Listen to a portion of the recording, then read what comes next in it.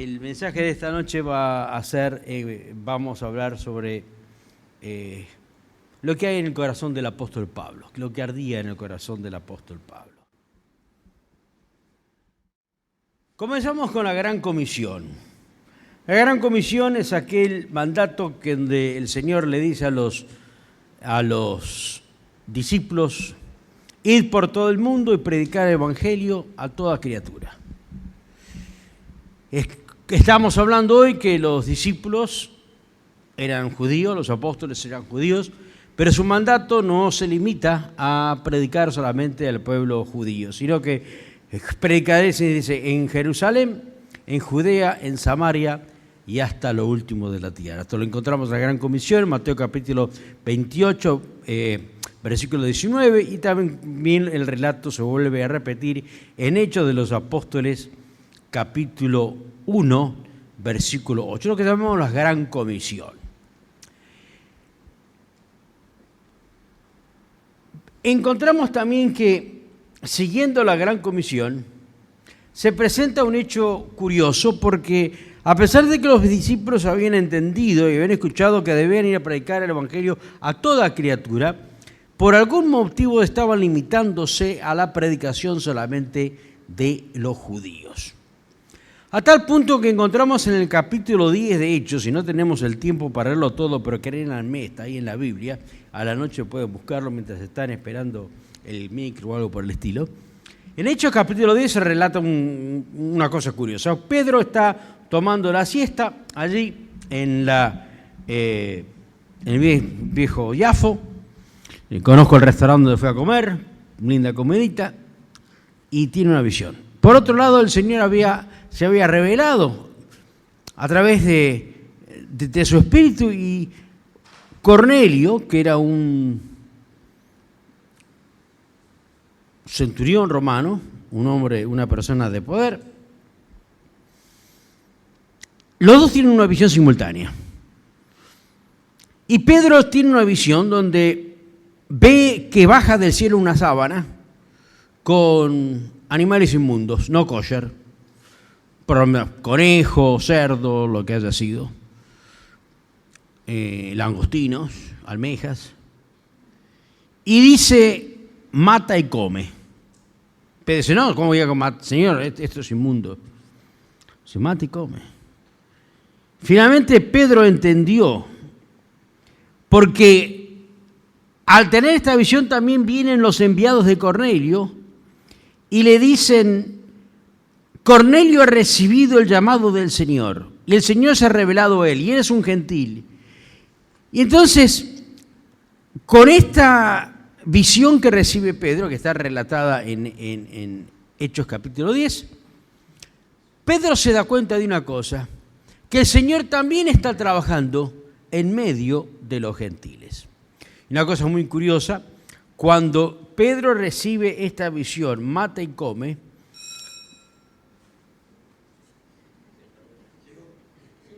Cornelio, vienen los de parte de... Cuando recibe... Lo encerraron a alguien ahí.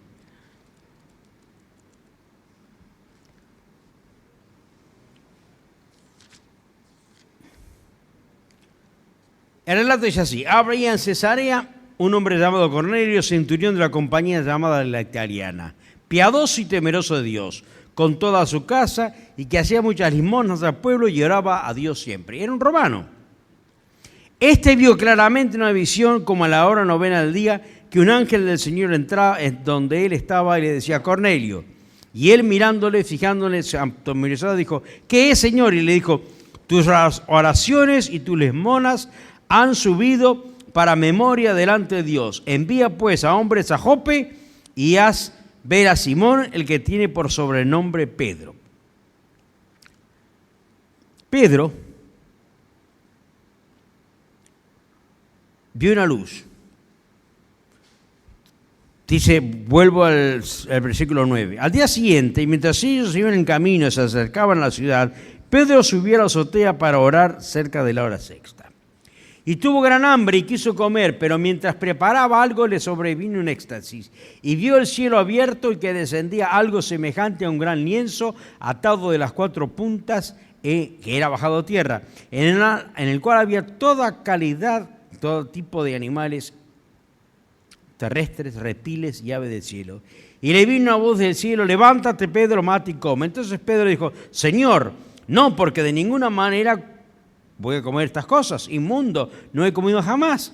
Volvió la voz a él por segunda vez: lo que Dios limpió, no lo llames tú inmundo. No dice común, dice inmundo. Eso lo hizo 3 veces. Y aquel lienzo volvió a ser recogido en el cielo. Y mientras Pedro estaba perplejo dentro de sí sobre lo que significaba la visión que había tenido, he aquí los hombres que habían sido enviados por Cornelio, los cuales estaban preguntando por la casa de Simón, llegaron a la puerta. Y llamando preguntaban si moraba allí un Simón que tenía por sobrenombre Pedro. Y mientras Pedro pensaba en la misión, le dijo el Espíritu: he aquí 3 hombres te buscan. Levántate pues y desciende, y no dudes de ir con ellos, porque yo los he enviado. Entonces Pedro, descendiendo a donde estaban los hombres que fueron enviados por Cornelio, dijo: he aquí, yo soy el que buscáis. ¿Cuál es la causa por la cual he venido? Y ellos dijeron: Cornelio, el centurión, varón justo y semeroso de Dios, y que tiene buen testimonio de toda la nación de los judíos, ha recibido instrucción de un santo ángel de hacerte venir a su casa para oír tu palabra. Entonces, haciéndolos entrar, los hospedó, y al día siguiente, levantándose, se fue con ellos y los acompañó a algunos de los hermanos con Jope. Y entrando en Cesarea, y Cornelio los estaba esperando, y habiendo convocado a sus parientes y amigos más íntimos, cuando Pedro entró, Cornelio salió a recibirle, y postrándose a sus pies lo adoró. Mas Pedro se levantó diciendo: levántate, pues yo mismo también soy hombre. Y hablando con él, entró y halló a muchos de los que habían reunido. Y entonces ahí Pedro se da cuenta. Por primera vez entra a la casa de un gentil. Cuando recibe la visión de Pedro de que coma, y dice: lo que yo creo no lo llamas inmundo, Pedro no va al otro día al restaurante a comer un sándwich de chorizo. Muchos creen que esta es una visión que dice que nos da licencia a los judíos para comer cualquier cosa. No, esto no es el propósito de la visión. Que ahora todos los judíos tenemos que ir a poder a comer lo que llamamos treif o trafe. No, el judío sigue siendo judío observando, pero que él sí le enseña que cuando la salvación viene para todos. Y ahí Pedro entendió que el mensaje se estaba yendo a los judíos. Y vamos un paso más adelante, encontramos el llamado de Pablo. Y en el llamado de Pablo de Tarso suceden 3 cosas. Lo encontramos en Hechos capítulo 10 y en Hechos capítulo 26, 12 al 18. El relato ya lo conocen. Si ustedes hablan de la conversión de Pedro, no lo van a encontrar ahí, porque como ya les dije, la palabra conversión no existe. Estando el apóstol Pablo, en este caso Saulo, estaba en camino y encontró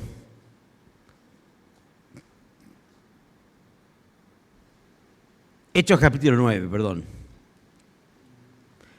Saulo, respirando aún amenazas y muerte contra los discípulos del Señor, vino al sumo sacerdote y le pidió cartas para la sinagoga de Damasco, a fin de que si hallase a alguno de los hombres o mujeres de este camino, sé que camino está con mayúscula aquí, porque es el nombre Haderech, lo que así llamaban los primeros cristianos, los seguidores del camino, para que lo trajeran preso. Y Pablo estaba trayendo preso gente a Jerusalén, los que seguían al Señor.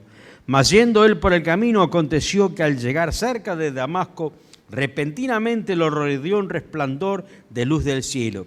Y cayendo en tierra, oyó una voz que le decía: Saulo, Saulo, ¿por qué me persigues? Y él dijo: ¿quién eres tú, Señor? Y él dijo: yo soy Jesús, a quien tú persigues. Dura cosa te dar cosas contra el aguijón. Y él, temblando y temeroso, dijo: Señor, ¿qué quieres que haga? Y el Señor dijo: levántate y entra en la ciudad y se te dirá lo que debes hacer. Entonces vamos acá, Pablo mismo relata su testimonio nuevamente cuando es prisionero y está mandado frente a Agripa, y ahí tiene la oportunidad de dar su testimonio. Y en Hechos capítulo 26 encontramos cuando Pablo relata nuevamente su conversión, pero agrega algo más aquí. Cuando Pablo cuenta su propia conversión, acuérdense que el libro de los Hechos no fue escrito por Pablo, sino que fue escrito por ¿quién dijimos hoy?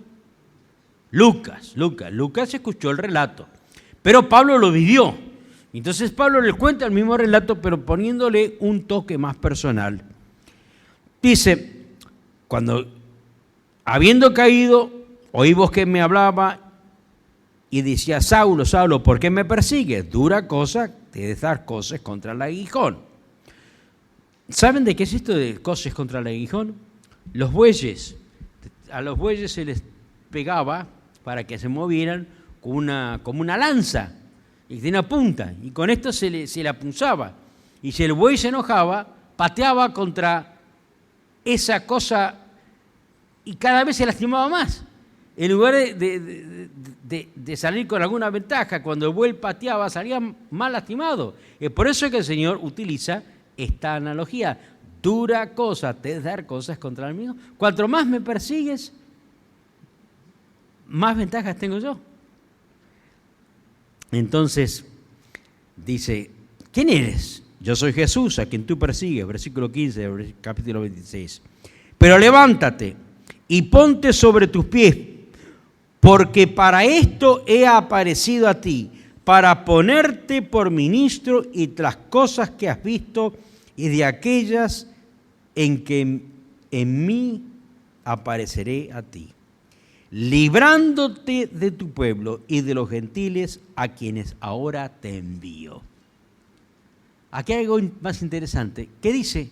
Que el Señor, en el momento que se revela a Pablo, le dice, no solamente vas a ser luz para tu pueblo, sino vas a ser luz a los gentiles a quien ahora te envío. Y desde el momento que el apóstol Pablo, Saulo de Tarso, conoce al Señor, él entiende que su llamamiento es para llevar el evangelio al pueblo gentil.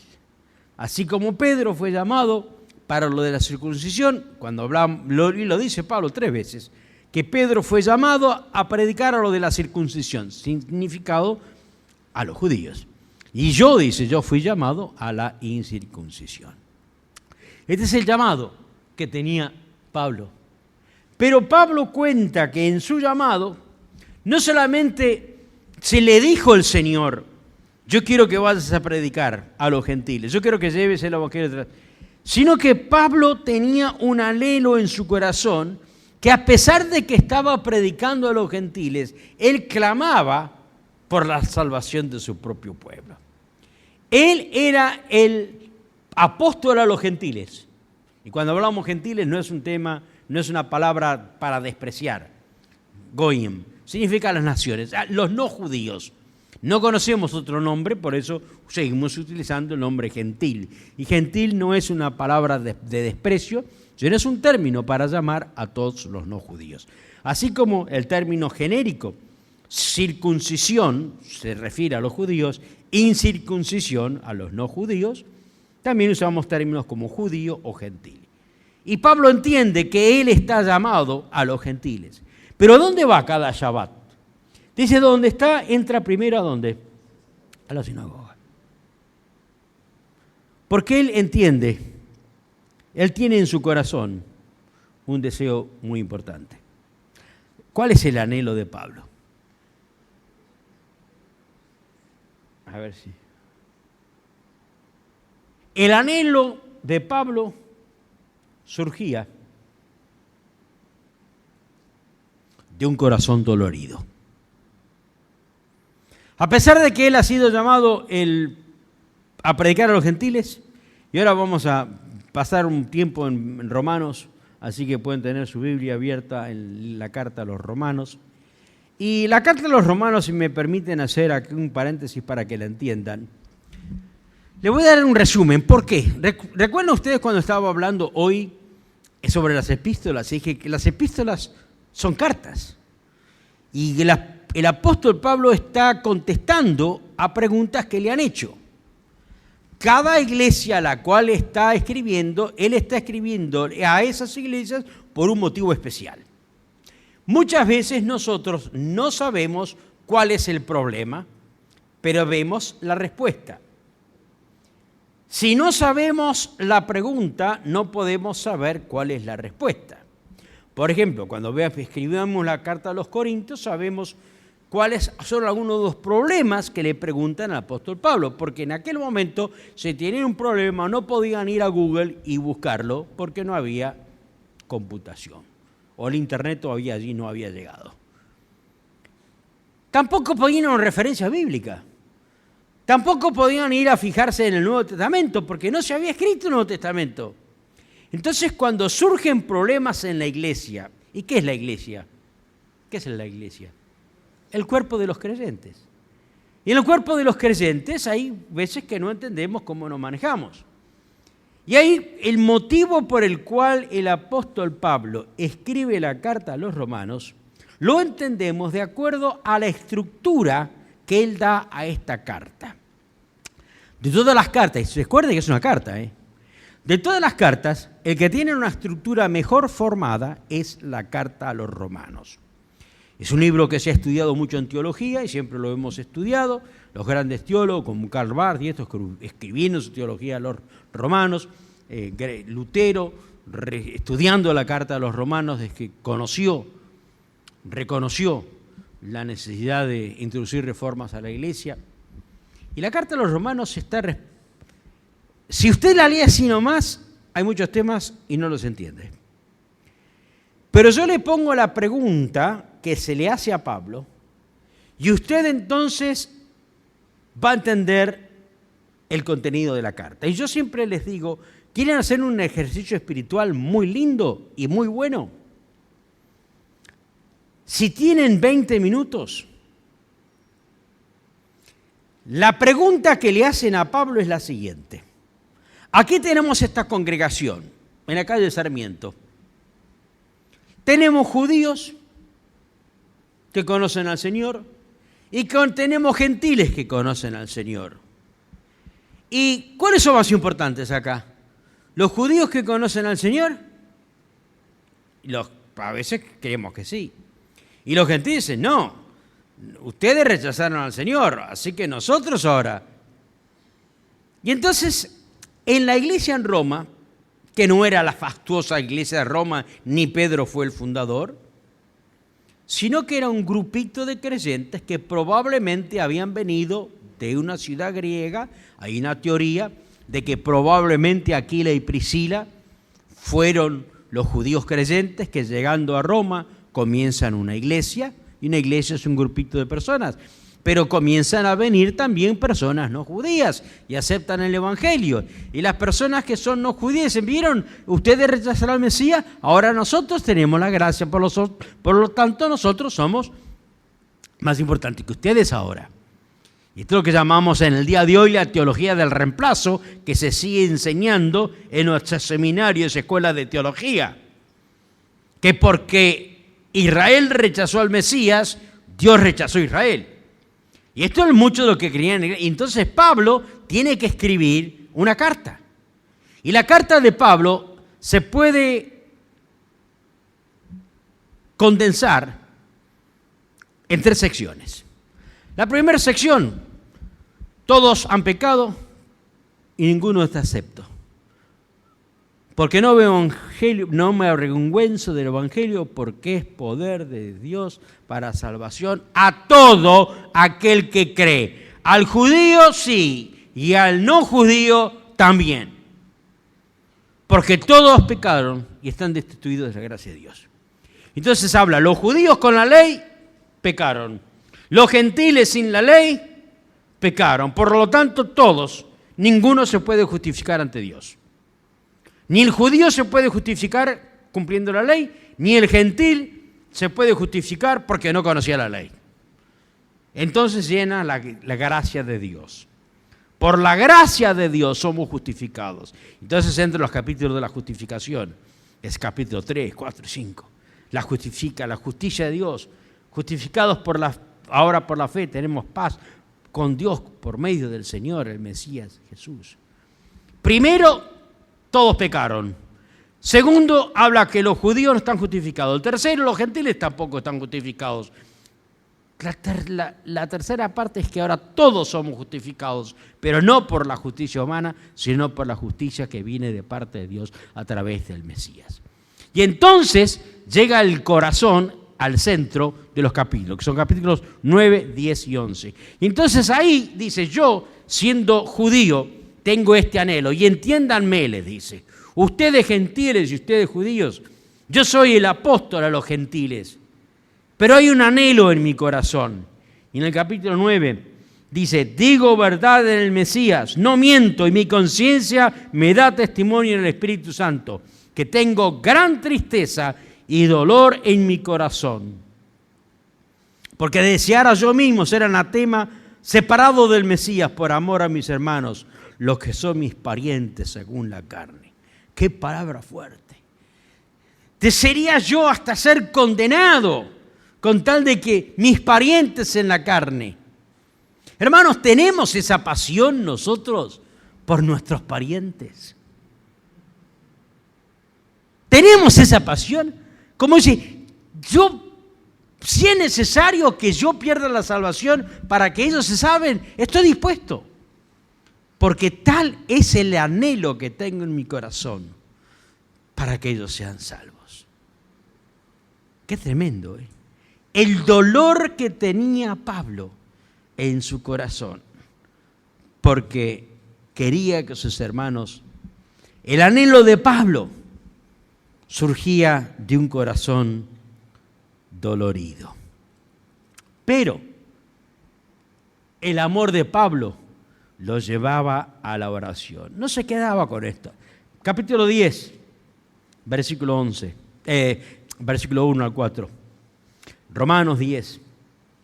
Hermanos, ciertamente el anhelo de mi corazón, y el título de este mensaje es el anhelo del apóstol Pablo. El anhelo de mi corazón y mi oración a Dios por Israel es para salvación. Hoy yo quisiera tal cosa. Bueno, ¿está haciendo algo? Yo quisiera tal cosa. Bueno, hace algo para tenerlo. Y si yo quisiera tener tal cosa, bueno, hay que empezar a hacer, porque una cosa es querer, desear, y si no trabaja para lograrlo, el deseo queda ahí. A veces tenemos que ahorrar unos pesos si queremos comprar algo que nos está gustando, ¿verdad? A veces tenemos que trabajar algunas horas extras para conseguir algo que queremos cambiar. Queremos comprar ese televisor más grande, ¿verdad? Y el dinero no está, hay que trabajar unas horas extras o hay que ahorrar unos pesos. Entonces, hoy quisiera es muy lindo, pero ¿estamos haciendo algo? Bueno, el apóstol Pablo hacía lo que podía. ¿Qué es lo que podía hacer? En primer lugar, oraba. Estaba dolorido por sus propios hermanos judíos que no eran creyentes. A tal punto que estoy dispuesto a perder mi salvación para que ellos sean salvos. Pero no se quedaba ahí. Continuaba orando. ¿Pero orando para qué? Orando para que ellos sean salvos. Muchas veces tenemos grupos de oración de apoyo a Israel, ¿verdad? Y yo conozco muchos grupos de apoyo a Israel político y grupos evangélicos al Estado de Israel apoyando esto. No. Yo le digo, hermano, ¿estamos orando para salvación de Israel o por apoyo a Israel? Por supuesto que yo apoyo a Israel, pero más importante, estoy buscando la salvación de Israel. Es muy lindo poner banderitas de Israel en el balcón, pero le hablamos a veces al vecino que es judío. ¿Sabe nuestro vecino que no solamente amamos a Israel, sino que amamos al Mesías de Israel? Porque la oración de Pablo es solamente para que Dios... ¿Sabe una cosa? Es lindo orar por la protección de Israel, pero dice la palabra que el que guarda a Israel no se duerme. Y la historia ha probado que el Señor tiene a Israel en su mano. Oremos por la salvación de Israel, pero más que importante, oremos por la salvación espiritual. ¿Por qué estaba orando Pablo? ¿Para que se vayan los romanos? No. ¿Para qué se está orando? ¿Para que cambie el gobierno? No. Estaba orándose por la salvación del pueblo de Israel. El anhelo de Pablo lo llevaba a la salvación. Y nuevamente vemos aquí que el corazón de Pablo, el anhelo de Pablo estaba lleno de esperanza. Y vamos al capítulo 11, versículos 11 al 14. Dice así: digo pues, ¿ha tropezado los de Israel para que cayesen? En ninguna manera. Pero por su transgresión vino la salvación a los gentiles para provocarles a celo. Y si su transgresión es la riqueza del mundo, y su defección la riqueza de los gentiles, ¿cuán más su plena restauración? Porque yo hablo a vosotros, gentiles, por cuanto yo, apóstol a los gentiles, honro mi ministerio. Porque si en alguna manera pueda provocarlos a celos a los de mi sangre y hacer salvos a algunos de ellos. Qué interesante acá. Dice, el anhelo de Pablo era para la salvación y estaba lleno de esperanza. Porque dice, qué hermoso será cuando venga la salvación. Y si su transgresión es la riqueza del mundo, ¿qué significa esto? Su transgresión es la riqueza del mundo. Porque Israel no entendió el mensaje plenamente, el mensaje fue llevado a otras naciones. Pero no los hizo tropezar Dios a propósito. Dios no causó el pecado de Israel. Pero cuánto más hermoso será el día que todo Israel sea restaurado. Y por si de alguna forma pueda provocar a celos a los de mi sangre y hacer salvo a alguno de ellos. Encontramos aquí que así como hubo una gran comisión, aquí repite el apóstol Pablo lo que yo llamo la gran comisión a los gentiles. O la gran comisión de los gentiles, ahí falta una D, la gran comisión de los gentiles. La gran comisión fue dada a los judíos. ¿Se acuerdan? La gran comisión, Mateo, cuando Jesús le da la gran comisión, ¿a quién le habla? A los discípulos, y ¿quién eran ellos? Judíos. Acá Pablo está dando la gran comisión a los gentiles. Y así como una gran comisión a los judíos, a la gran comisión a los gentiles es la siguiente. Digo pues, ¿han tropezado de Israel para que cayese? No, de ninguna manera. Pero por su transgresión vino la salvación a los gentiles para provocarlos a celos. ¿Cómo tengo que vivir yo para que mis vecinos tengan celo de la forma en que vivo? ¡Wow! ¿Qué significa esto, provocarlos a celos? ¿Celo de que yo tengo un auto más nuevo que el de ellos? ¿Celos porque yo vivo en un departamento más grande? No. ¿Celos por qué? Por lo que vean en mi vida algo que los provoque a celos. ¡Qué bravo, eh! Porque a veces es muy fácil hablar, pero nuestra vida responde a lo que estamos diciendo. Hay armonía entre nuestras palabras y nuestras acciones. Aquí el apóstol Pablo no está diciendo, vayan y predíquenles el evangelio, sino que dicen, la comisión que tenemos nosotros es vivir de tal forma en los pasos del Señor y vivir de tal forma obedeciendo al Señor y bajo la voluntad de Dios y viendo los frutos del Espíritu en nuestra vida, de tal forma que otros lo vean y tengan celos. Vivir una vida espiritual de tal forma que mis hermanos que no conocen al Mesías lo quieran conocer no por los argumentos teológicos, no por la forma tan hermosa como podemos presentar el Evangelio, sino por aquella vida que estamos viviendo. Y esto es lo que el Señor espera de cada uno de nosotros. ¿Queremos la salvación de los gentiles? Vivamos una vida que glorifique al Señor, para que vean, como dice Jesús, tus buenas obras. La gran comisión que tenemos nosotros no solamente ir a predicar, sino vivir de tal forma para que nuestros hermanos sean celosos de la vida que nosotros tenemos. Y finalmente quiero hablar de la condición espiritual de Israel y por qué tenemos que hacer esto. Hay aproximadamente en el mundo 14 millones de judíos. Las estadísticas son muy raras porque no hay un censo, porque estamos desparramados por todo el mundo. Y de la población... ¿qué pasó? El 45% de los judíos son agnósticos, laicos o ateos. ¿Qué es un agnóstico? Una persona que dice, bueno, si hay un Dios, no sé si existe o no. Laicos es porque viven su vida, a lo mejor van al bar mitzvah de un pariente, o van para Yom Kippur a la sinagoga, o ateos directamente.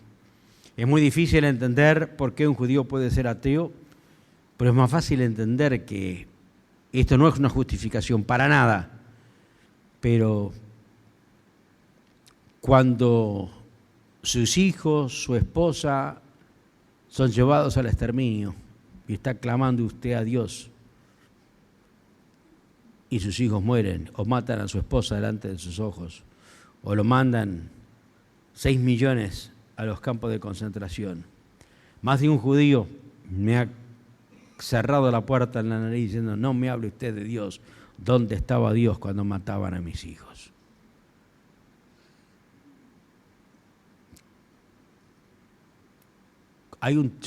Yo hablo sobre cualquier tema, pero hablo sobre cualquier tema y hablo. El único tema que no quiero hablar nunca es sobre el holocausto. ¿Por qué? Porque no lo entiendo. No lo entiendo. Y no quiero hablar de temas que no entiendo. Pero muchos judíos son ateos a causa del holocausto. No seamos rápidos a juzgar, hay tantos judíos que son ateos. Acuérdense lo que pasó. El 15% aproximadamente son ortodoxos, y ortodoxos son aquellos que probablemente los vemos vestidos de negro, usan su gorrito negro. En Israel los conocemos rápido porque si usan la kipá negra sabemos que son ortodoxos. Y los grupos ortodoxos son varios, muchos, hay Satmar, hay Lubavitcher, hay distintos grupos, pero se caracterizan por vivir una vida estrictamente de acuerdo a la forma, a cómo ellos entienden la ley para ser cumplida, y que deben vivir una vida separada, y por eso que se identifican a través de su vestimenta, a través de la forma como son, pero el porcentaje de judíos ortodoxos no pasa del 15%. El 20% son conservadores. ¿Y qué son conservadores? Conservadores son aquellos que quieren cumplir con la mayoría de los mandatos, pero no se van a poner ni la gorrita negra, ni van a dejar de comer un buen sándwich de chorizo. Y entonces son conservadores. Conservan los principios y los respetan, pero probablemente manejan en Shabbat, probablemente hacen cosas que no son estrictamente judías, pero conservan. No son ortodoxos, pero conservan muchos de las tradiciones. Y tratan de vivir, por lo menos guardan el Shabbat, guardan todas las festividades, y probablemente van a la sinagoga todas las semanas, pero van manejando, porque se están más adecuados a la vida del siglo XXI. Tenemos otro grupo que son los reformados. Y los reformados son aquellos que dicen, bueno, todo aquello de las costumbres, las tradiciones son muy lindas, pero tenemos que adaptarlas a lo que es el siglo XX, siglo XXI.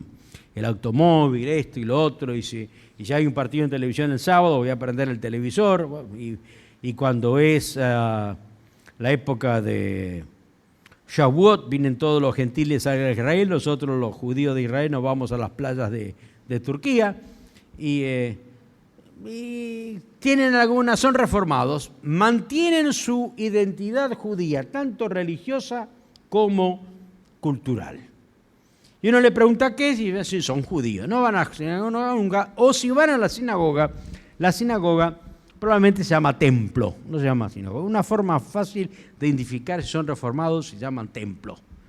Templo Betel, usted sabe que es una reformada.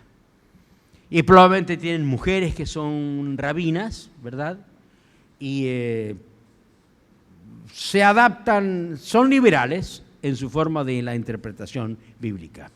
La Biblia para ellos es un fundamento ético, pero no contiene exactamente la palabra de Dios en cada cosa. Y entonces estos son los que nosotros llamamos los reformados.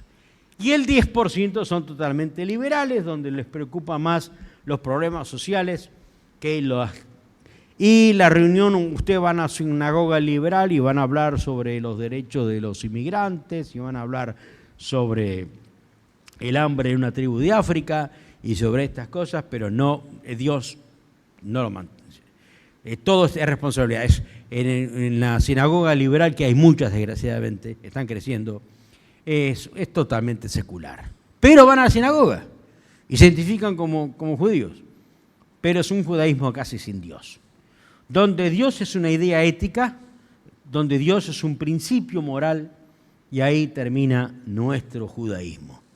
El último grupo que vamos a mencionar son los ateos, que ya hemos mencionado en el capítulo 3. Hay un grupo que está creciendo ahora, no sé si acá ha llegado, se llama reconstruccionismo. No creo que haya ninguno aquí todavía, pero ha comenzado en los Estados Unidos, que es derribar todo lo que teníamos de judaísmo y empezar todo otra vez. Se llama reconstruccionismo. El rabino Mordecai Kaplan de Los Ángeles comenzó esto hace unos 20 años atrás, y así se llama, reconstruccionismo, tirar todo. Es como tirar una casa abajo y volver a edificarla nuevamente usar los mismos ladrillos para hacer una casa nueva. Entonces destruyamos todo lo que tenemos de Dios, de la Biblia y otras cosas, y lo hagamos nuevamente a nuestra forma y a nuestra imagen. Se llama reconstruccionismo y está creciendo en los Estados Unidos, y doy gracias a Dios que todavía creo que no está acá. Pero por lo menos se los menciono. En conclusión,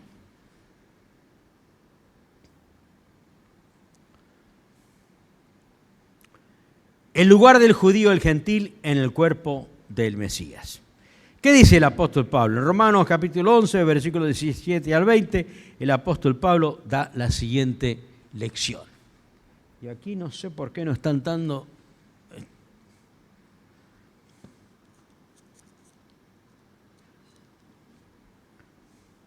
Romanos 11. El apóstol Pablo está dando un ejemplo que ya lo hemos visto en otras oportunidades, pero es bueno recordarlo. Romanos capítulo 11, versículo 17. Y habla de que nosotros somos como un árbol. La iglesia, el cuerpo de Cristo, que somos todos nosotros. Acuérdense, ¿cuál es la pregunta que le preguntaron a Pablo? ¿Qué le preguntaron?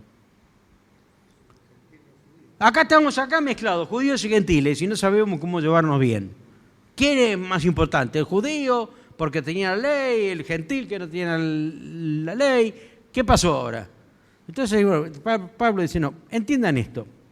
La iglesia, que son todos ustedes, son como un árbol. Y un árbol, ustedes saben, tiene por lo menos 3 partes. La raíz, que la raíz es el Antiguo Testamento. Es la ley, son los profetas.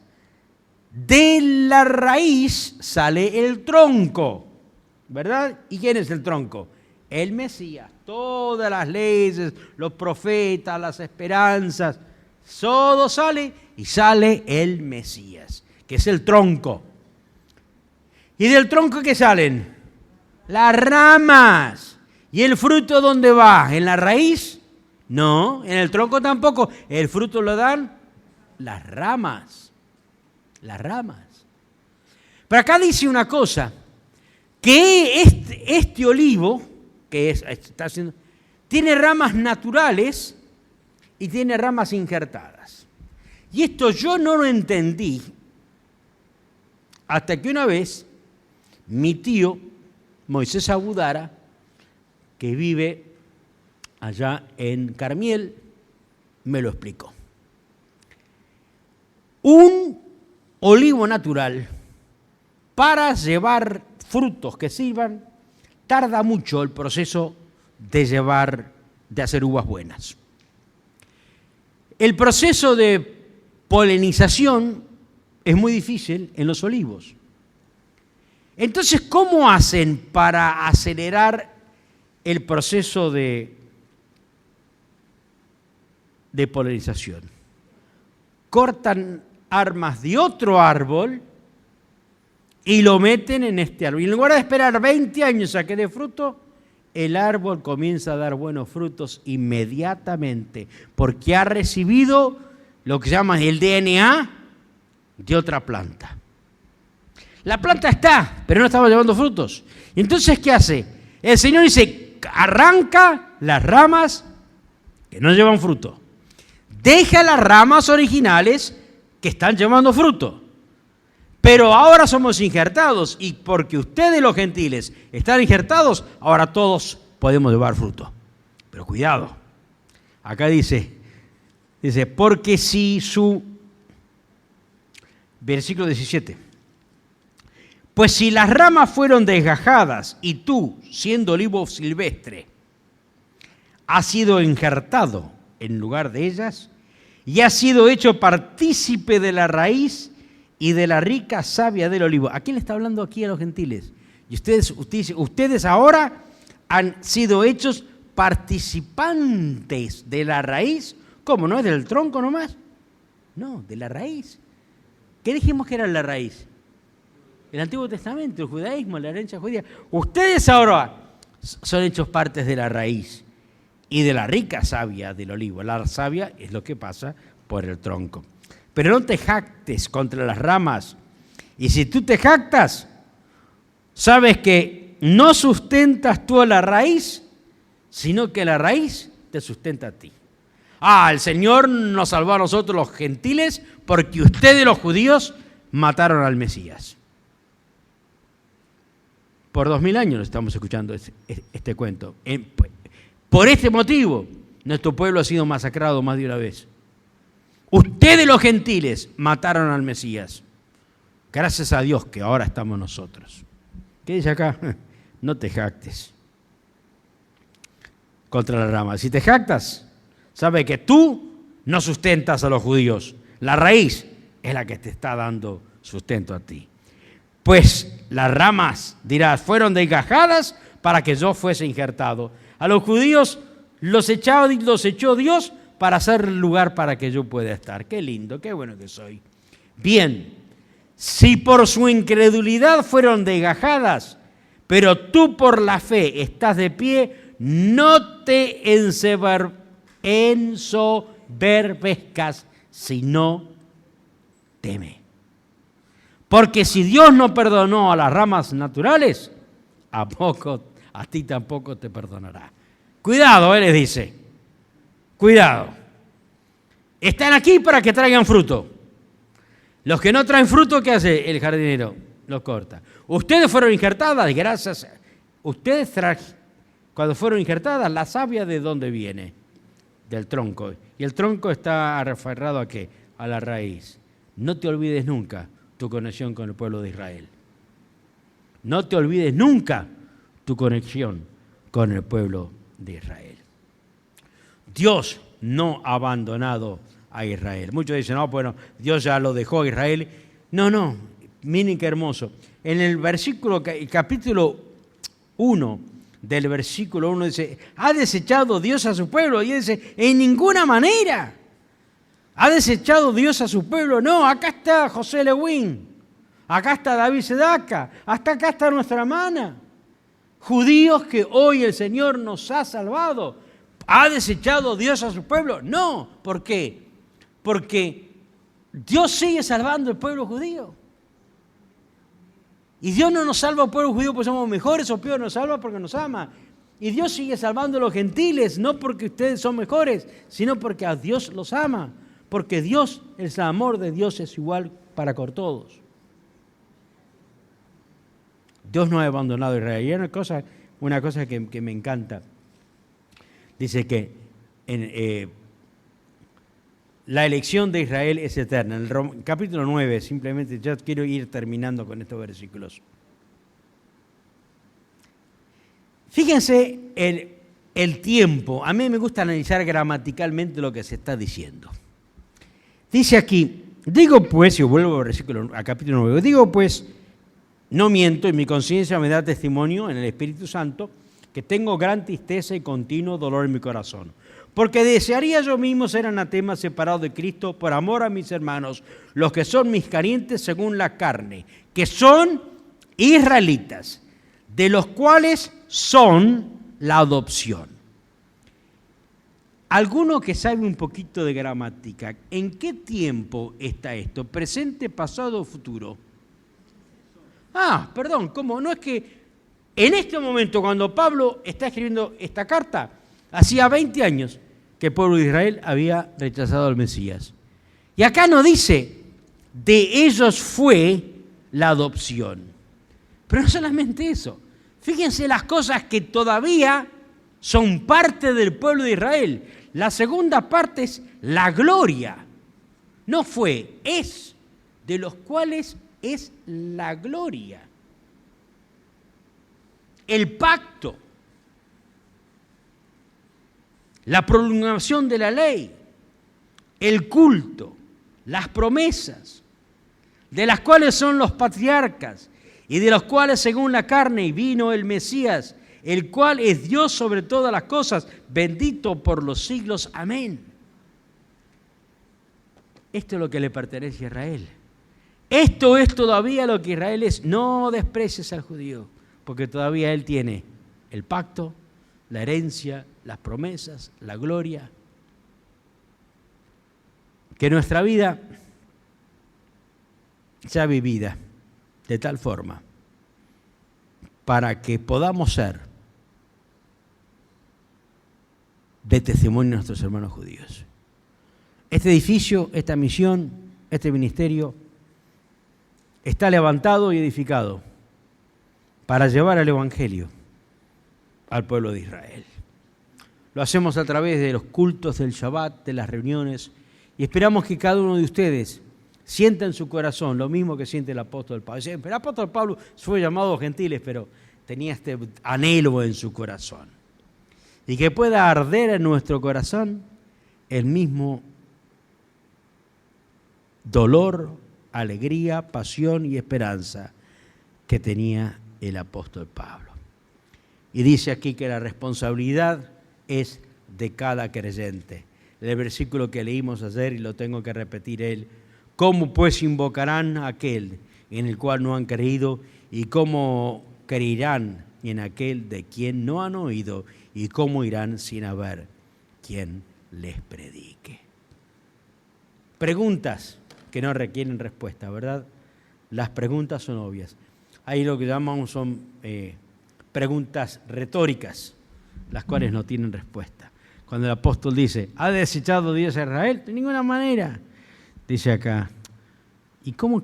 ¿Qué no va a escuchar si nadie les predica? Que nuestra vida sea vivida de tal forma que podamos provocarlos a celos. Qué trabajo, ¿eh? ¿Qué obra todavía tiene que hacer el Señor en mi vida para que los demás digan, ¿qué hay en vos, David? ¿Qué tenés vos, David, que yo no tengo? Eso es llamarlo provocar. Que mi vida sea mi primer agente de evangelismo. Y si es necesario, que hable con palabras. La responsabilidad de la salvación está en cada uno de nosotros. Hay una gran comisión para los judíos que fue dada a los apóstoles judíos. Y hay una gran comisión a los gentiles, que es provocar a sus hermanos a celo. Que nuestra vida refleje la presencia del Señor de tal manera